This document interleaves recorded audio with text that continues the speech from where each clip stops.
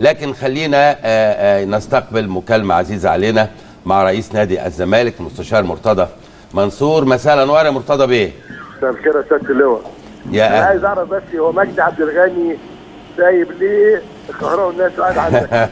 يا ده حاجه وده حاجه بقى، ما تفهم القصه ماشيه ازاي. هو مش حصري؟ لا هو مش حصري، والسنه الجايه هيبقى حصري معانا ان شاء الله. سلم لي على الراجل الكابتن المحترم الكبير استاذ طه اسماعيل الخلوق. يا اهلا بيك اللي هو معلق محترم وناقد محترم ولاعب محترم ومدرب محترم. ده كل الناس زيه. ده كتير عليا جدا يا سياده المستشار يعني. لا سامي علاقه محمد بركات. قول له محمد مالكش دعوه بالزمالك كده. انا في حد بيتكلم على نادي الزمالك ازاي يا سعاده المستشار؟ ده هو اتكلم احلى كلام على الزمالك. طيب لازم كده يلاغي شويه. لازم طبعا.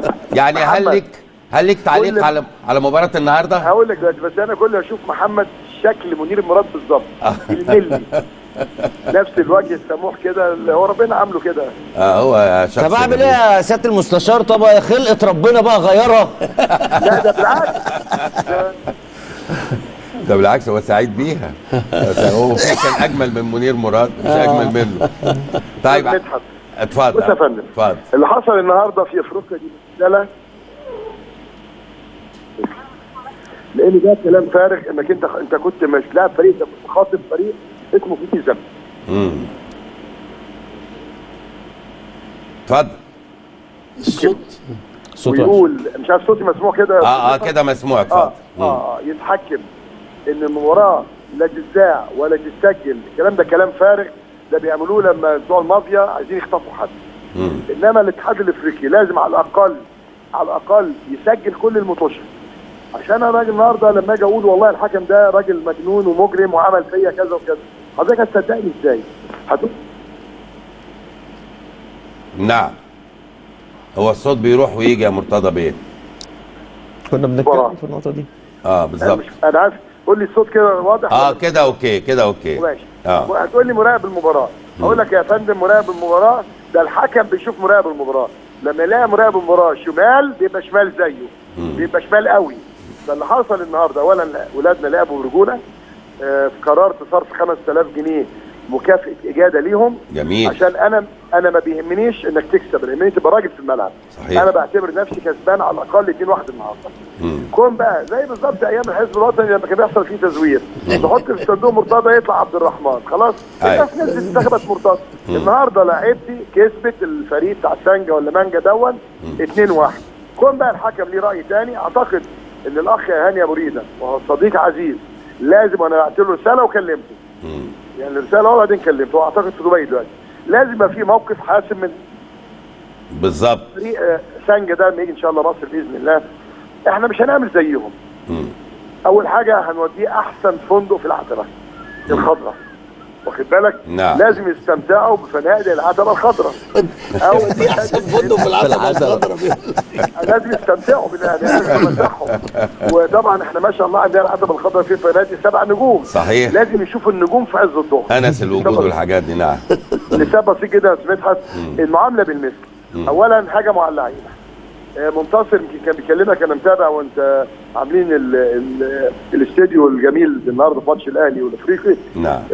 منتصر يمكن راجل صحفي وبيساعد بيذيع. تمام. شنو من بره ده عشان الراجل معاه قرشين اللي هو رئيس النادي. طب انا عايز اشوفه بقى ان شاء الله في مصر كده، عشان انا هديله ورد كده، هديله ورد، علق ورده في جاكيته وورده في كل حته في جسمه، عشان يعرف انه هتعاملني بادب واحترام هشيلك فوق دماغي. هتبلطك في بلدك هعاملك برضه بادب واحترام. انا متاكد يا مرتضى بيه ان انت هتستقبلهم افضل استقبال، ونادي الزمالك قادر على الحسم تماما. طبعا يا فندم القبلات هتيجي من جميع النواحي. صحيح. قبلات شبرا. صحيح. الفرج بتيجي ازاي؟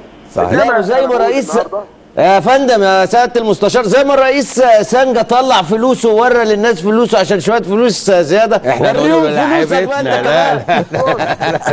لا ان شاء الله باذن الله بامرك انت يا رب. بس انا بقول للعيال المجرمين بتوع الالتراس، شفتوا عملتوا ايه في الاهلي والزمالك؟ شفتوا الاهلي لما يروح يلعب في تونس هيروح كام الف؟ شفتوا النهارده الزمالك وهو بيلعب في الكونغو كام الف؟ ها؟ منكم لله، انتم السبب في كل المصايب اللي بتحصل دي. لكن بعد حكم امبارح بعد حكم امبارح هذا عشان في ناس تقول لك حكم مش نهائي، لا حكم نهائي.